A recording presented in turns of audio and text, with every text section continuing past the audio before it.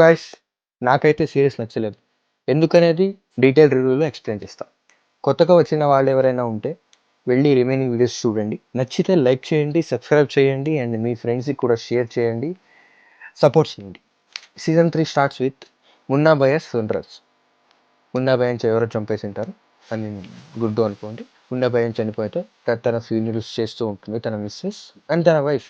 Munna revenge కోసం plan చేస్తూ ఉంటుంది అండ్ అంతే, చెప్పడానికి ఇంకేం లేదు.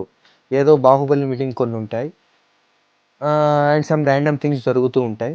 సమ్ క్యారెక్టర్స్ వస్తారు, వాళ్ళకి ఎందుకు వస్తారు, ఎందుకు ఇంట్రడ్యూస్ చేస్తారో కూడా తెలీదు. శరత్ శుక్లా, అదే కలీం భయ్యని కాపాడుంటాడు కదా అతను.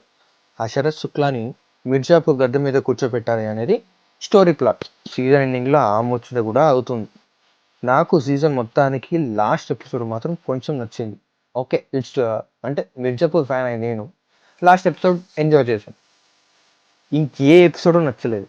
ఆల్మోస్ట్ బోర్ ఉంటుంది, ఏముంటుంది అంతా సుత్తి కొడతారు అంతే వాళ్ళు.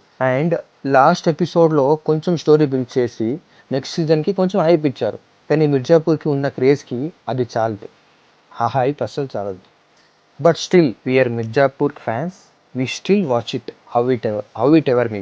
కానీ ఒక విషయం మాత్రం కన్ఫర్మ్, సీజన్ స్టార్టింగ్ నుంచి ఎండింగ్ వరకు ఒక ప్లాట్ మాత్రం కామన్, అదే సెల్ఫిష్నెస్, స్వార్థం. మిర్జాపూర్ ఫ్యాన్స్ మొత్తం మున్నా భయన్ మిస్ అవుతారు. I'm sure about it.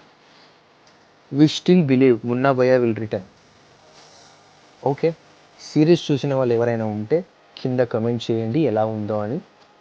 చూడని వాళ్ళు వెళ్ళి చూసిన తర్వాత ఎలా ఉందో వచ్చి కమెంట్ చేయండి.